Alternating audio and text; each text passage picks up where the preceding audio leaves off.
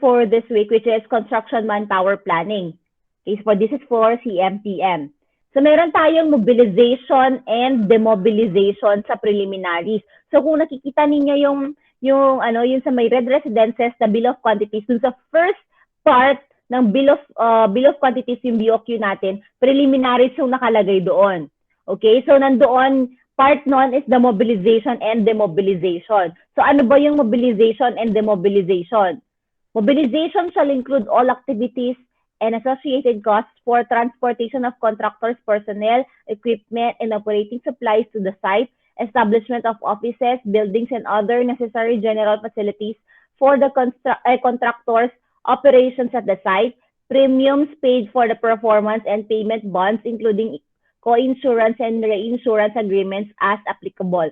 So let's say yung project is dito sa may Cagayan area. Okay, kunyari yung contractor taga Manila, tapos yung project is nandito sa may Cagayan area. So, pagpapadala sila ngayon ng mga tao nila, yung mga personnel nila, yun ang tinatawag natin na mobilization. Magpapadala sila ng mga equipment nila, mobilization na naman yon. Tapos, kapag magpapatayo sila ng mga temporary facilities nila tulad ng office, tulad ng staff house, so part yun ng mobilization. Okay? Lahat ng ginawa for the start of the project na wala naman sa plano, 'di ba? Hindi naman nakalagay yun sa plano na magpatayo ka ng staff house, na magpatayo ka na magrenta ka ng lupa para sa laydown area mo. So part lahat yun ng mobilization.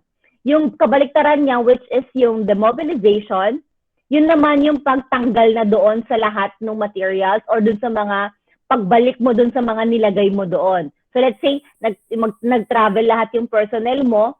So lahat yung mga personnel mo na yun, magta-travel ulit pabalik. So yun yung demobilization. So lahat yun may cost. Okay, nagdala ka ng backhoe doon sa location na yun. So yung pagbalik mo naman na doon, may cost ulit. So lahat ng mga dinala mong equipment, okay, lahat ng mga equipment mo, personnel mo, lahat ng mga dinala mo doon sa site na yon is mobilization. And then pag tinanggal mo na sila doon, that is demobilization. Sa lahat ng galaw ng contractor, may bayad. Okay, so parang picnic lang din yan, di ba? Kaya pupunta kayo sa sa dagat or magsuswimming kayo, ang dami-dami ninyong dala, may kutsilyo kayo, mayroon kayong ice box, may lamang beer. So lahat yun idadalhin nyo, di ba, sa picnic area. Tapos kapag papauwi na kayo, yung mga waste na lang yung matiiwan doon. Tapos lahat ng mga kutsilyo, yung mga bote ng beer, yung mga hindi nyo naubos na pagkain. So lahat yun, ibabalik ninyo sa bahay nyo. So parang ganun yung mobilization and demobilization natin. Okay, next, temporary facilities. So doon sa mobilization natin kanina, sinabi ko yung mga offices, gano'n. So pag-haul pa lang yun, pagpunta doon ng mga materials natin paggagamitin for the temporary facilities. Pero yung temporary facilities natin is a separate cost. So yung temporary facilities, the facilities that is used for the limited time or purpose only such as for the construction duration. The temporary facilities in the construction site consist of water service and distribution, sanitary facilities, drinking water, temporary heat, water disposal services, waste disposal services, construction aids and miscellaneous services and facilities, appropriate site access including snow and ice removal. So kunya itong letter H at saka yung letter D, hindi naman yan applicable sa atin. So yung mga madalas natin ginagamit for the temporary facilities, yung temporary staff house, okay, yung kung kunyari hindi mo na pagbo-boardingin yung mga trabahador mo, gagawa ka na lang ng staff house, doon na sila mag-stay.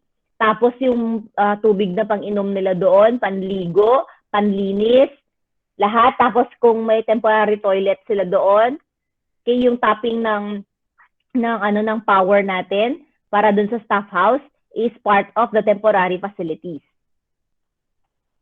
Next is permit and taxes. Okay, the owner with the contractor's assistance shall secure and pay all construction permits and licenses necessary for the execution of the work or any temporary work and easement and the relation thereto. So lahat naman ng business, di ba? Kailangan natin ng permit at saka taxes. Okay?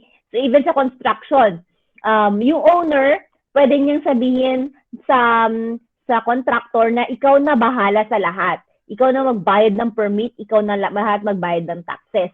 Pero if si owner, madami naman siyang staff, okay, pwedeng siya na ang gumalaw para magbayad dun sa mga permit and taxes. Para siya makakakita doon sa mga babayaran. Alam niya kung magkano lahat yung mga babayaran. Okay? Next natin is the bonds and insurances. We have the bonds. Ito, this was already uploaded dun sa mga previous modules ninyo, even dun sa QS.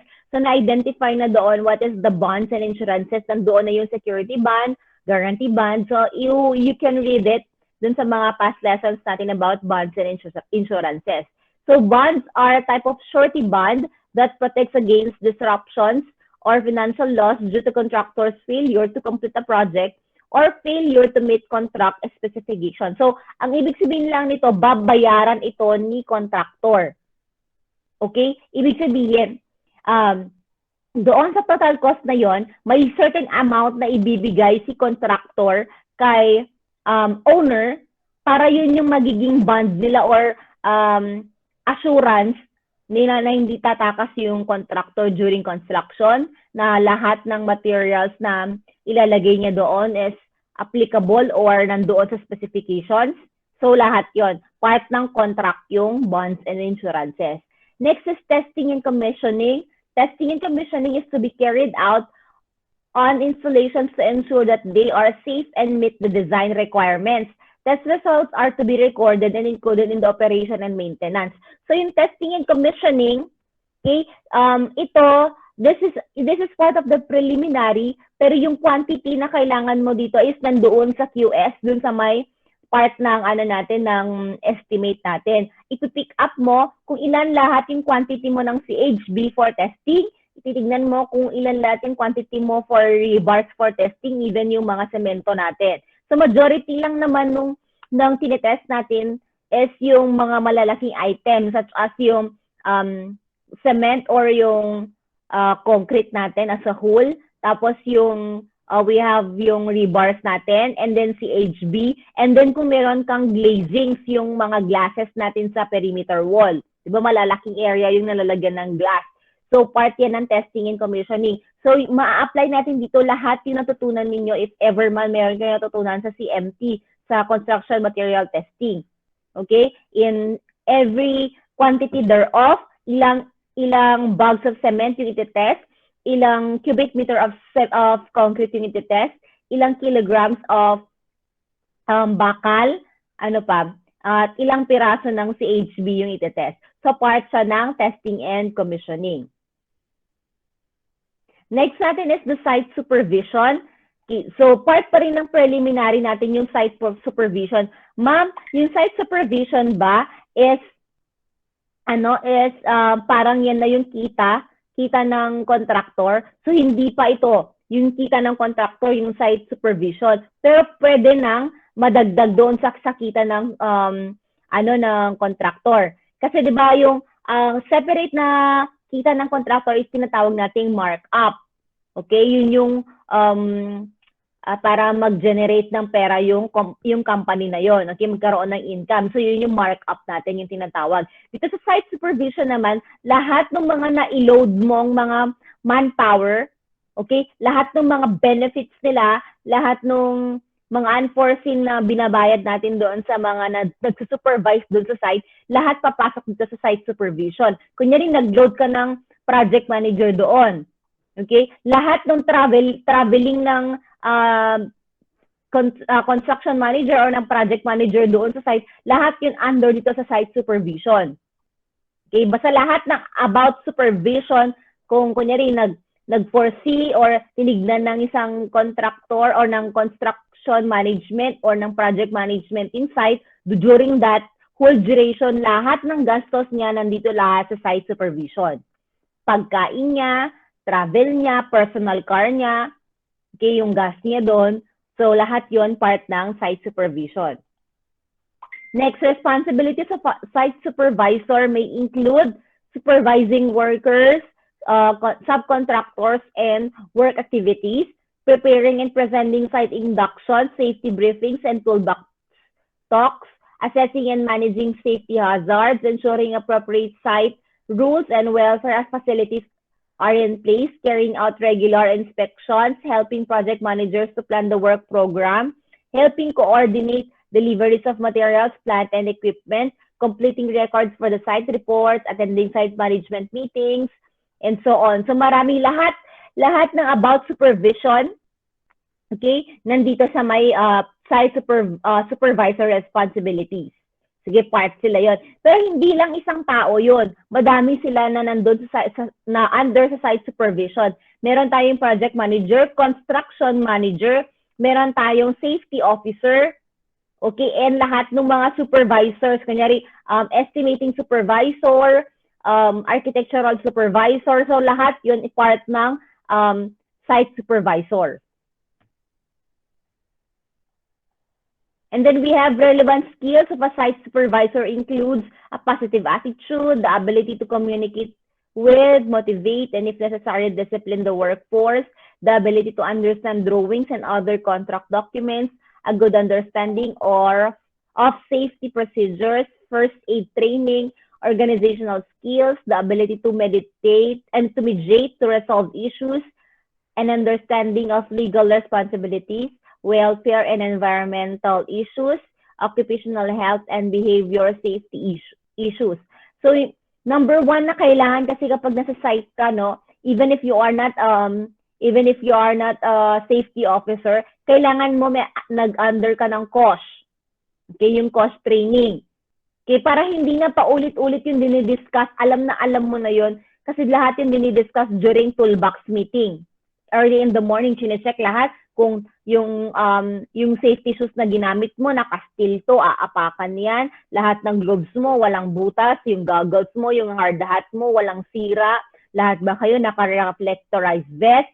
Alam nyo na ba kung paano pasikot-sikot? Kung may mga bagong nalagyan ng caution tape, may bagong nalagyan ng mga placards sa site. So lahat yung dinidiscuss during the toolbox meeting. Okay, so, and as site supervisor, okay, or part of the supervising team, dapat alam mo lahat kung ano yung mga basic information about safety officer or safety health and safety health doon sa construction site. Okay. Next, we have the shop drawings and submittals. So this was already discussed in the previous lessons, no? Yung sinabi ko sa inyo yung tatlong types of drawing. We have yung design drawings natin. Okay, before construction yun, 'di ba? Meron yung design ng architects, ng mga engineers natin, ng mga designers natin. Yun yung plano na yon. And then we have kapag nagpagawa na tayo ng mga anong tawag dito, ng mga materials natin doon sa specified contractor, let's say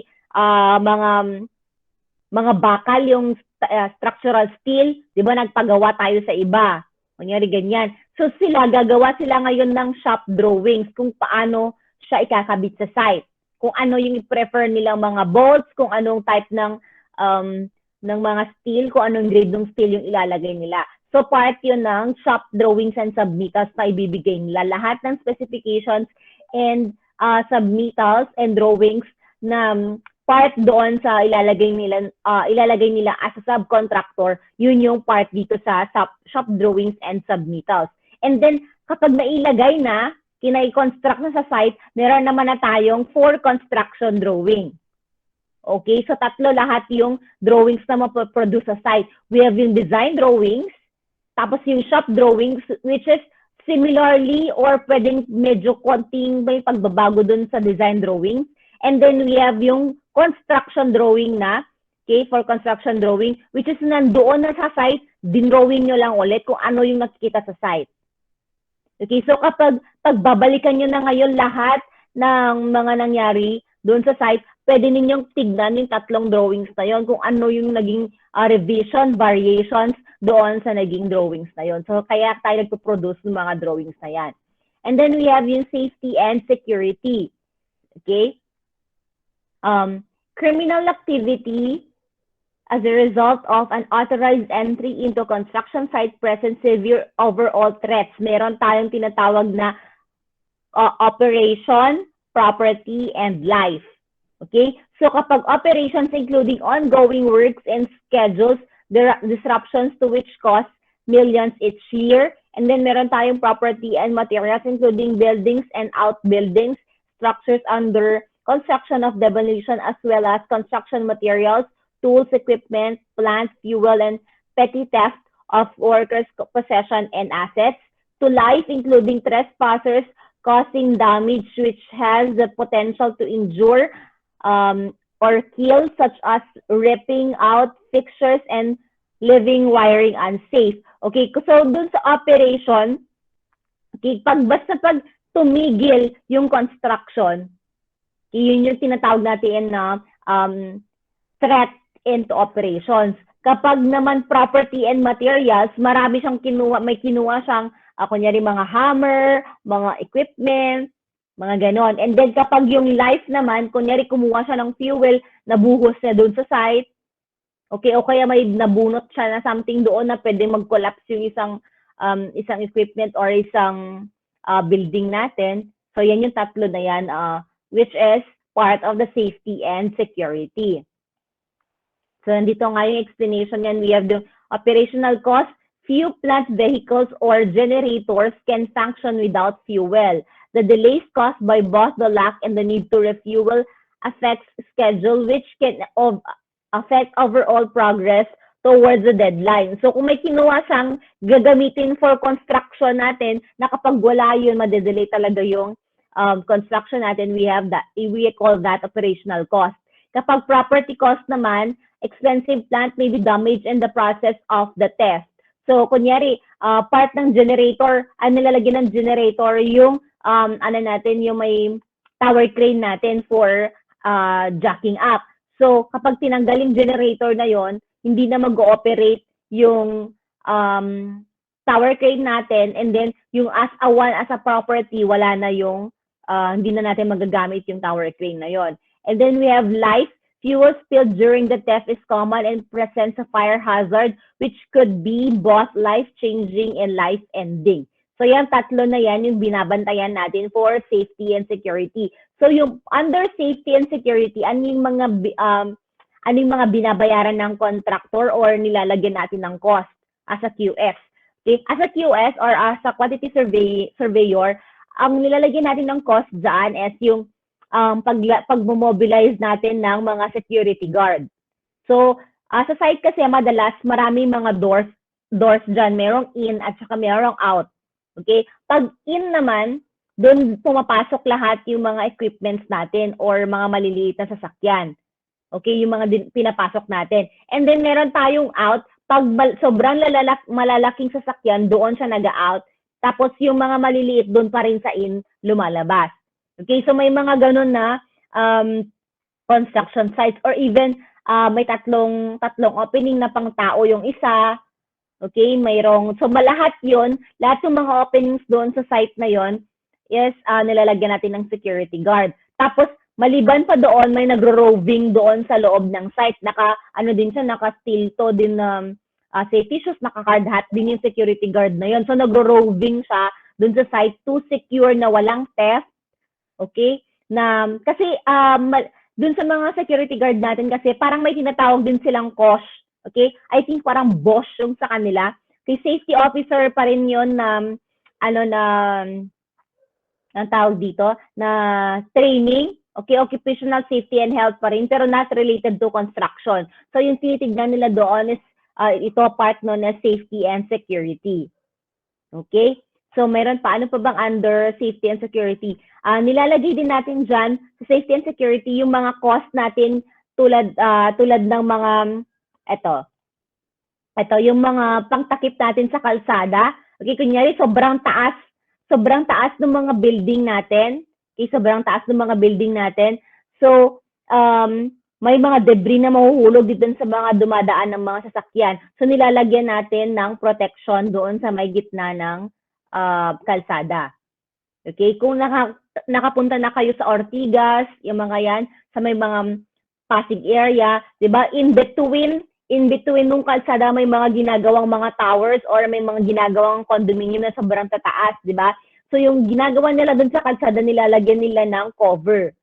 Okay, naka steel steel trusses, tapos meron pa siyang mga anong tawag dito, mga net, makakapal na net para kapag may mahulog na debris, okay, hindi didiretso dun sa mga sasakyan. Or kung nabalitaan nyo yung nangyari dun sa isang construction site sa Ortigas, 'di ba? Nahulog yung bucket ng ng concrete. Yung concrete bucket, yung pagbubuhusan, yung parang funnel type, 'di ba? Doon ibubuhos yung konkreto para magsakto doon sa column natin or doon sa gusto niyang buhusan na area. So nahulog yun doon sa kalsada, na ipit yung sasakyan. So part noon is nilalagyan natin siya ng ganitong mga safety, anong tawag dito, structures. Next natin is yung mga inverted canopy. Ano ba yan sabi dito nakalagay? Location of inverted canopy. Kapag sobrang tataas na yan, may mga inverted canopy na nakaganon dyan. So mga steel structures na naman yon, no? Parang nakaganon siya, nakadikit siya sa building, tapos nakaganyan lang. Okay? Para kapag mahulog, parang nakukuha niya lahat yung pwedeng mahulog. Okay? May mga abnormal din kasi na mga na workers, yung mga karpintero natin, no? Kapag kainom nila nung kunyari mga mineral water or mga C2, ganyan, pagkainom nila, tatapon na lang nila doon sa labas. Okay, may mga ganun na workers na hindi natin nakikita. So kapag katapos natin ng mga structural structural na part ng construction, pag mag-architectural na tayo, makikita natin sa mga gilid-gilid ng mga inverted canopy natin, ang daming chichirya, ang daming bote ng tubig, ganyan, mga plastic bottles na pinag-inuman ng mga workers. So alangan naman may batang naglaro, di ba? Doon sa sobrang taas na building na ginagawa. So sila rin lang din naman yung nagtatapon ng mga yon. Okay? So para hindi siya tumilapon dito sa may part ng mga residential, nilalagyan natin siya ng inverted canopies. Okay? Tapos may mga part din dun sa may paligid ng ng buildings natin, nilalagyan natin ng mga dowels, no? Yung dowels na yun hindi para sa pag-abang ng construction, okay? Ang dowels na yun paglagay dun sa lifeline. Okay, yung mga nakapag safety officer na dito, alam ko na-encounter nyo yung word na lifeline. Yung lifeline, yung sa mga agaw buhay ng mga workers natin, yung merong mga harness, tapos merong hook na kinakabit, yung mga nagtatrabaho dyan sa pinakamatataas na area sa gilid, yung mga walang hawakan. Okay, yung may mga hook sila, naka-harness sila.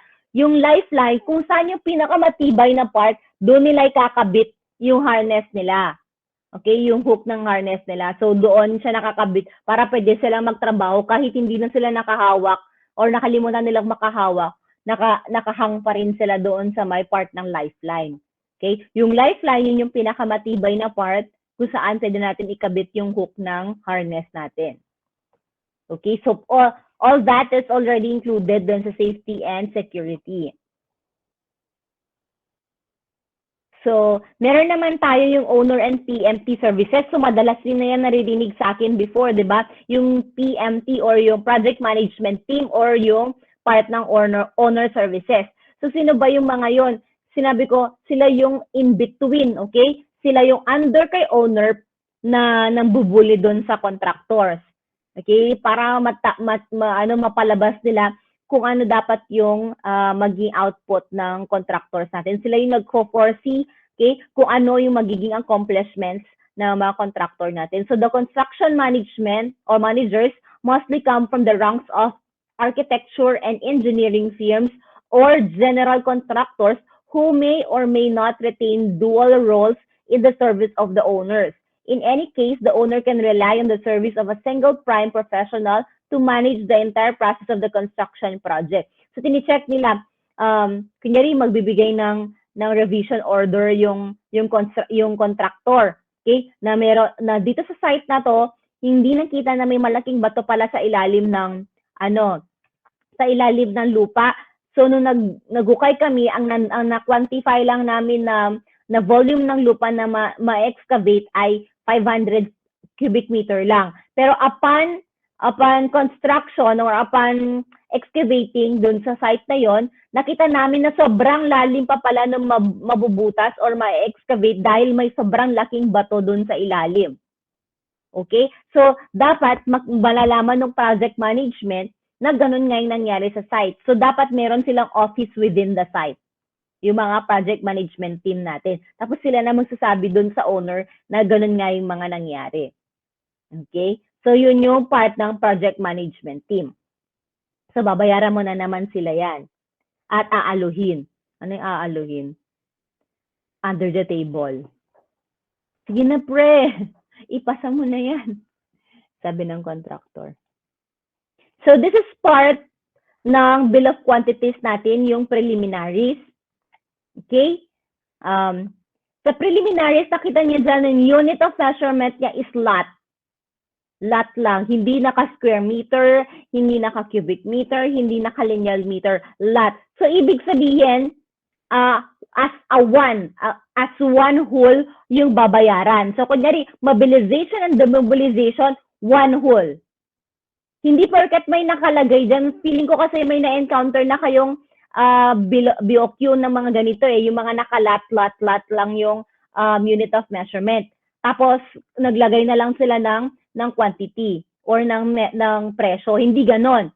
Okay? Kahit naka one lot yung mobilization and demobilization, kunyari one lot yan, may separate quantity yan. Kunyari, gagawa ka ulit ng panibagong Excel. O lalagyan mo ngayon, personnel to be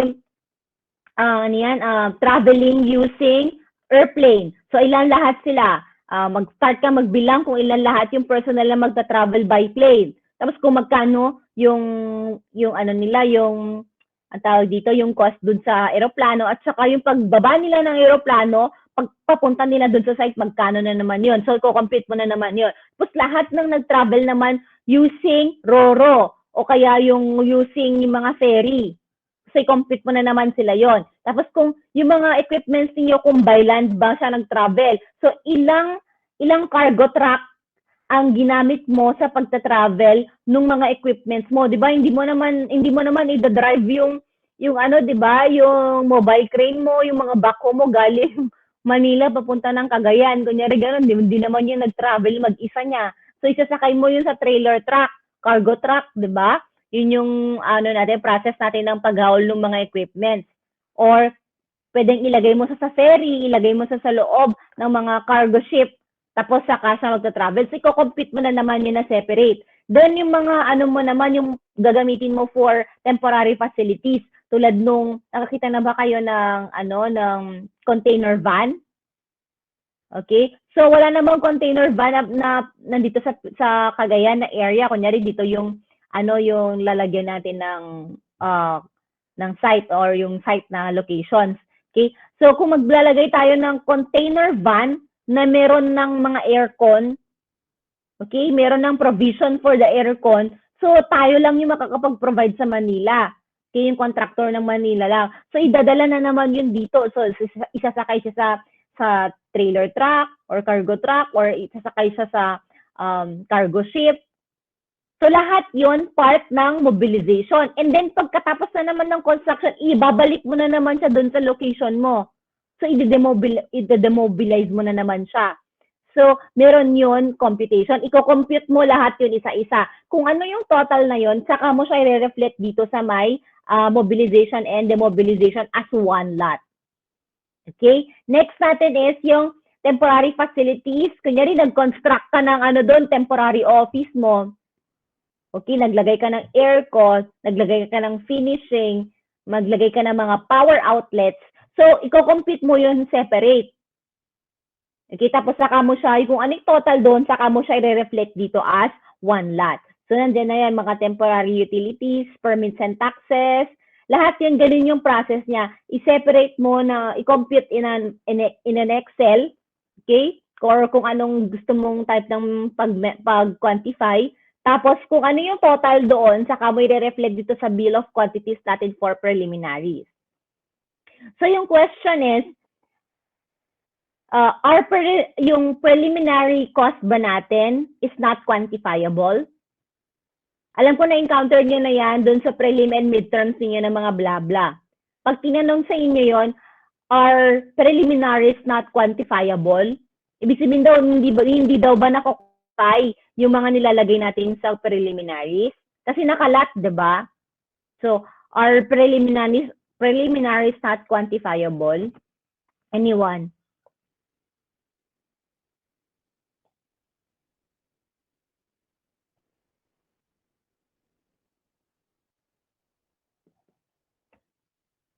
Rylan?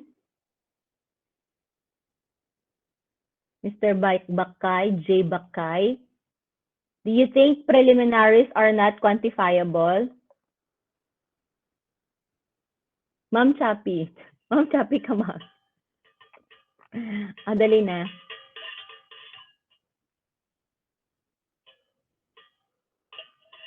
Quantifiable, ma'am?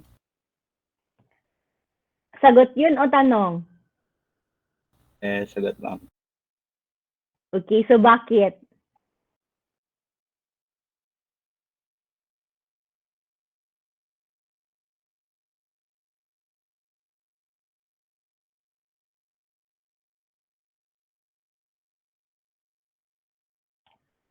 Anyone? Wala na?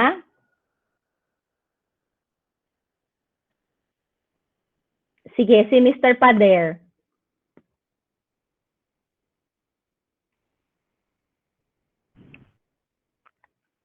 May quantifiable po. Okay, bakit?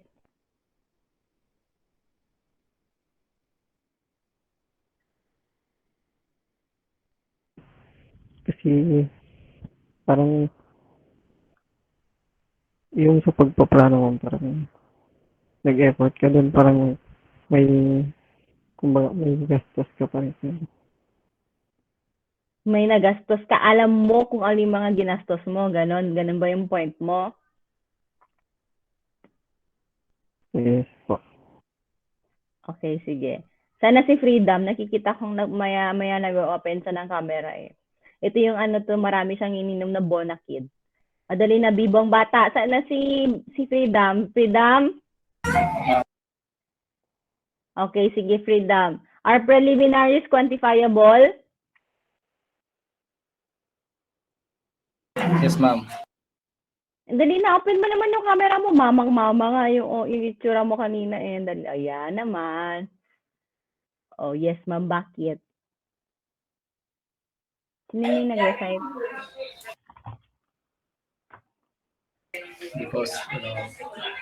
Because Pader, J. Bakay. Madali na para isuyat kita. Because, bakit sa tingin mo nako-quantify natin yung preliminaries? Ika nakalagay naman sa BOQ, nakalat lang naman. Tapos sabi mo, quantifiable. Kasi ano? Magbigay ka ng example para mas maintindihan.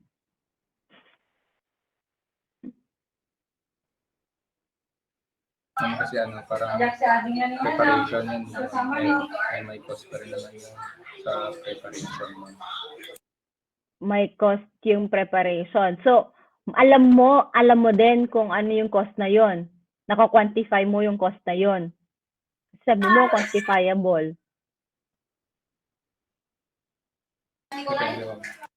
Ano depende? O kunyari, ang ibig ko sabihin, kunyari, pupunta ka ng tindahan, ninutukosan ka ni mama mo, di ba, na bumili ng suka. Bili ka ng isang pack ng suka, yung sachet lang. Binigyan ka ngayon ng 7 pesos. Yun yung 250 ml, sabi niya. O alam mo na yung binili mong suka is 7 pesos kasi 250 ml. So, quantifiable. Sa kada 250 ml na binili mo, 7 pesos yon. Yun yung ibig sabihin ng quantifiable. O, so, ganun din ba sa preliminaries? gumastos ka, alam mo kung asaan napunta at kung gaano karami yung pinaggastosan mo. Kunyari, yung dyan na lang sa part ng mobilization and demobilization.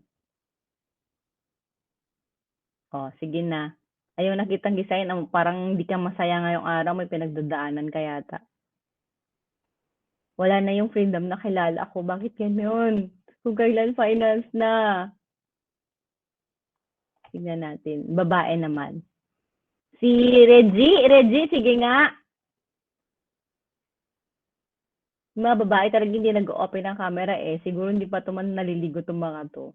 Ang lang makitang pangit sila ngayong araw. Tsari. Kadali na, Reggie. Ma'am, can you repeat the question? Okay. Are preliminaries quantifiable? Yes, ma'am. Okay, bakit?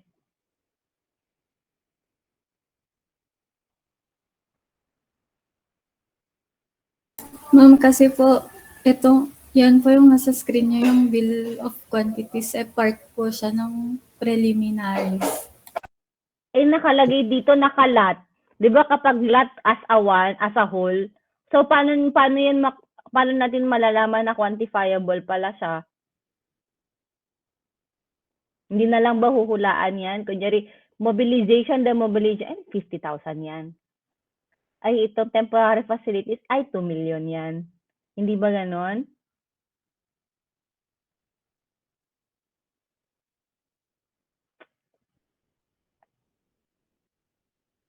Wala din. Hindi ko pa alam. Hindi niya alam. Sige. Sino pwede?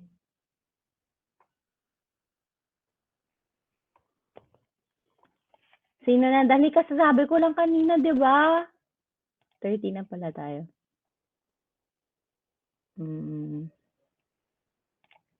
Try natin. Sino magaling magrason dito? Wala kasi si Edward eh. Iba na lang. Si Clyde. Clyde?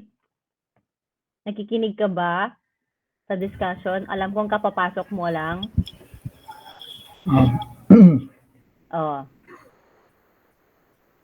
Sige na. Are preliminaries quantifiable? Yes, ma'am. Bakit? Kasi pwede natin i-measure yung quantity nyo. Tulad ng? Ma'am, yung mga yan yung nakasulat dyan. Ano dyan? Kunyari yung... Lahat yan, ma'am. Lahat yan. So, pwede mo ma-measure saan dyan. Magbigay ka sa akin ng isang example.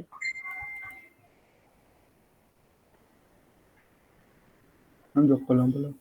Anong joke mo lang? Halima ba? Nandun ka na eh. Mamaya. Ba't sabi? Dali na. Yung mobilization at demobilization. Sige. Ulitin mo yung sinabi ko kanina. Anong sinabi ko dyan? Hindi din yan, ma'am. Iba na lang. Sinabi ko na yan kanina, di ba? Sige. Iba na lang. Ano ba dyan?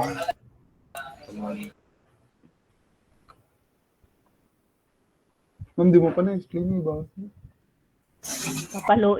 Papaluin talaga kita. Okay, lahat ng preliminaries natin quantifiable. Okay? Di ba? Talaga ba? Okay, sige. Kasi di ba, sabi ko kanina, yung mobilization, demobilization, bibilangin mo lang naman kung ilan yung tao na ilalagay mo sa site at papaalisin mo sa site. Kung anong sasakyan nila, kung ilan lahat yung mag-aeroplano, i-compute mo lang kung ilan lahat yon. Kung ilan lahat yung mag-roro, i-compute mo kung ilan lahat yon. Kung magkano yung pag-travel doon sa container van na gagawin mong office, alam mo, isang one way for 100 kilometers or 300 kilometers na travel noon, ilang liters ng gasolina yung nagastos para sa pag-travel at saka kung rental yung cargo truck mo, yun yung nagastos. So lahat yun nako-compute natin na may quantity tayo, hindi natin siya huhulaan. Kung ibig sabihin ng non-quantifiable, ibig sabihin mobilization and demobilization, ay 1 million na lang ilalagay ko dyan. Yan ang ibig sabihin niya doon, yung hulaan mo na lang kung magkano yung magagastos mo doon without measuring kung ilan lahat dapat yung ilalagay mo for mobilization and demobilization. So yung permits and taxes na naman, na-quantify na naman yan, based yan sa direct cost. Okay? Kaya nung kunyari, bumili ka sa Jollibee. Pagka-compute doon sa DC, doon sa direct cost, naglalagay sila ng 12% VAT. Okay? Yung tax natin yun, di ba? Value added tax. So 12% siya ng DC, ng direct cost. So ganun din dito sa construction natin. Yung permit and taxes natin, kunyari 12% yung ilalagay, di ba? 12% ng value added tax para sa buong direct cost ng na-compute mo, di ba? Yung ginawa ninyo for prelim and midterms, nag-quantify kayo ng materials. Okay? Ngayon, kung hahanapin mo na ngayon yung presyo nun kada isang piraso, kunyari semento, 1 bag, kunyari nasa 240 ang per bag ng semento, di ba? Tapos, yun yung tinatawag nating direct cost. Okay, wala pang tax yun galing sa hardware. So kung nilagyan natin siya ng 12% tax, may dagdag na naman yon. So ang kukunin mo lang dyan, DC. So pag na-compute mo lahat ng direct cost sa buong quantity mo ng estimate, ngayon dadagdagan mo na siya ng tax mo, yun na yung part ng permit and taxes. So quantifiable ang permit and taxes. Even ang bonds and insurances, percentage siya ng total direct cost. Okay, so direct cost, permits and taxes, part yun. Tapos yung bonds and insurances, part pa rin ng direct cost. And then temporary utilities, ilang galon ng water ang sa tingin mo magagasto ninyo kung sa 10 tao kayo na mag-overnight doon. So i-compute mo yun kung ilan lahat ang konsumo ng isang tao per day. Okay, tapos testing and commissioning, part na naman yan ng quantity ninyo sa estimate. Kung ilan lahat yung piraso ng CHB na bibili nyo, ilan ang piraso ng CHB na ipapasa sa for testing. Diba? Naka ano yun kung ilang piraso. Kunyari, 15,000 pieces or 10,000 pieces. Therefore, ilang piraso din ng CHB papasa for testing and commissioning. So meron siyang quantity na i-reflect doon sa natin sa BOQ. Kahit naka one lot lahat yan, dapat may basis ka for computations. Next is construction manpower planning. So bakit ba kailangan kasi natin itong construction manpower planning? Okay? So it's a continuous process that involves regularly reviewing the organization's current resources, forecasting future recruitment needs, ensuring that the supply of manpower and skilled workers meets the demand of projects, and also ensuring the opposite, that the supply of project meets the demand of your manpower.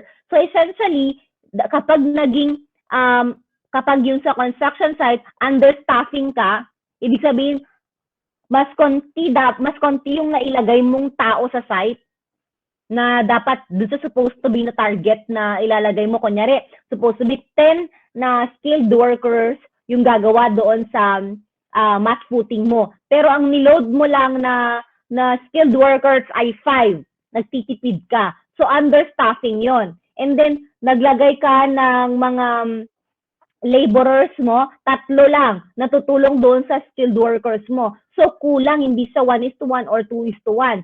So, understaffing na naman yon. Okay? So, pwede mong malus yung bid. Okay? Tapos, magkakaroon din ng risk sa milestone dun sa pag-target mo ng milestone dun sa construction. Supposed to be, matapos mo lang dapat siya ng 1 month, mapoprolong yung construction. Okay, understaffing yun. Overstaffing naman masyadong mahal. Mapapabilis mo nga yung trabaho mo, pero mapapamahal ka. Okay, sana all mahal. Sorry. Next. Okay, why effective construction manpower planning is so important? Bakit kailangan natin yung effective construction manpower planning? First daw is helps allocate appropriate construction manpower to tasks.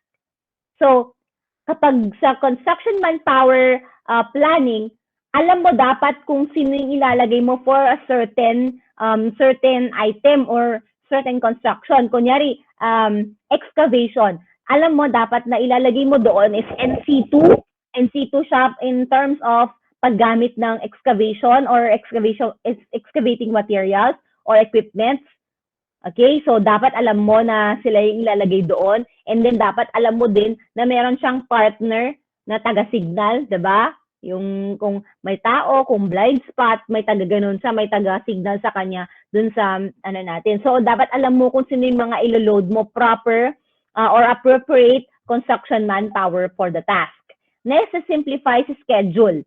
Okay? Kung mas alam nung trabahador mo yung ginagawa niya, expertise niya yung ginagawa niya, okay, mas mapapabilis yung trabaho. Kunyari, naglagay ka talaga ng tile setter for your tiling.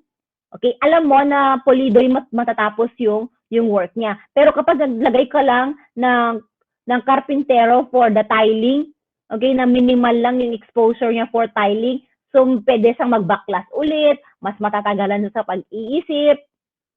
Okay, so simplify the schedule. Aids in the recruitment and hiring. Kapag meron tayong manpower planning, kunyari, yung contractor na yon pumunta ng Boracay. Okay, doon yung construction ng isang hotel. Okay, hindi naman lahat ng ilalagay niya, ilo-load niya doon sa project is galing sa Manila. Okay, yung mga skilled, yung mga supervising team, lahat yun galing Manila, idadali niya sa Boracay. Pero yung mga laborers niya, yung mga ibang workers niya, kukunin niya na lang doon within the vicinity. Okay, para local lang yung hiring. Okay, kapag katapos ng project, wala na kayong connection doon sa trabahador na yon. So ganoon yung ginagawa ng mga contractor. So ang gagawin mo, maglilista ka ngayon kung para sa structural phase, ito ang kailangan ko na tao na local hiring. Para sa architectural phase, ito yung number ng tao na kailangan ko for hiring. Okay, so alam mo na yung ilan lahat or ilang numbers or ilan lahat yung kailangan mo for recruitment. Okay, next is ensures the construction staffing resources are used efficiently. Okay, nandoon, nag-hire ka ng for structural, tapos patapos na yung structural, 2 weeks na lang matatapos na, bakit mo pa siya hinire? Pagtatrabahuhin mo lang siya ng 2 weeks. So alam mo dapat kung alin yung according to the schedule. Yung staff mo according to the schedule. Next is facilitate proper communication among workers. Okay, kung alam mo kung sino yung mga kinakausap mo, these are the supervising team, alam mo na dapat kung ano yung ginagawa nila. Next is yung mga workers natin, yung mga laborers natin. Next is yung mga skilled workers natin. Alam mo na kung paano sila kakausapin in terms kung ano yung job description nila. Next is use construction crew scheduling software. Okay? Kapag alam mo na yung mga manpower na ilo-load mo sa site, okay, alam mo na rin, kunyari gagamit ka ngayon ng project management na scheduling ng mga applications, alam mo na kung ano yung mga ilo-load mo doon na resources. Okay, next is encourage feedback from field workers. Okay, mas madali mo na makakausap ngayon lahat yung mga na-load mo na manpower, kilala mo na sila. Okay, hindi porket ikaw yung civil engineer din sa site, you are part of the supervising team, hindi mo kilala or hindi ka familiar doon sa mga workers na araw-araw mo kasama doon sa site. Dapat alam mo para mas madali mo silang makausap at mapagawa lahat ng mga job descriptions nila. Okay, or yung mga job job required doon sa site. Okay. Last slide.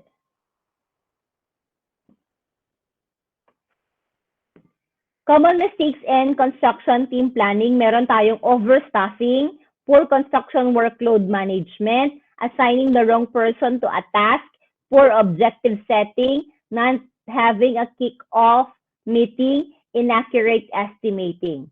So lahat ito, part ito na construction team planning, ng manpower. So overstaffing, na-discuss na natin to, poor construction workload management, yung according to their job description, assigning the wrong person, same din to according to the job description. for objective setting, kung ano ba yung goal nung tao na yun into the site. Next is not having a kick-off meeting. Ibig sabihin, hindi na-orient, okay? Hindi na-orient yung mga staff mo. And next is inaccurate estimating. Okay, hindi mo na-foresee kung ilan lahat yung quantity na kailangan dun sa site, so hindi mo rin alam kung ilan yung tao na ilalagay mo. Okay, so all of this, dun sa na-discuss natin for the CMPM, for the first part, all of it is part of the preliminaries. And then, sa succeeding slides natin, we discuss manpower planning. Okay, so halos magkapatid na yung discussion natin for QS. Yung QS natin will also focus on labor and material cost. So, kung paano natin sa kwentahan, kung paano natin sa lalagyan ng presyo. Those are the part of the QS naman natin. So, same na lang sa for the CMPM, which is in CMPM is mostly yung mga blah-blah na part ng computations. Okay? Are there any questions?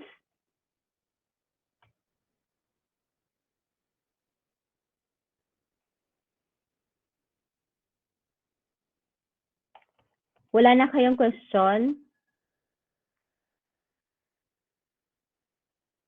None, ma'am. Wala.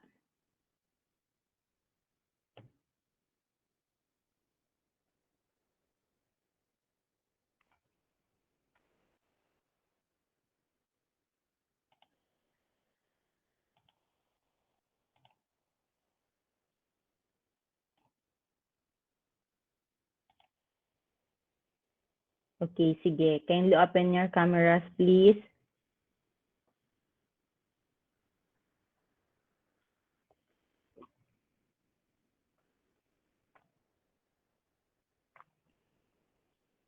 Okay. Mag-start tayo dito sa screen ko. Kung ano yung naka-reflect sa screen ko, ha?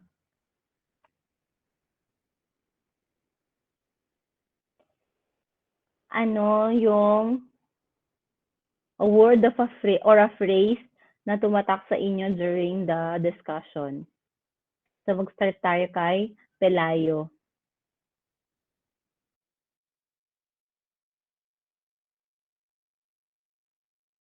Yung about sa shop drawings, ma'am. Shop drawings.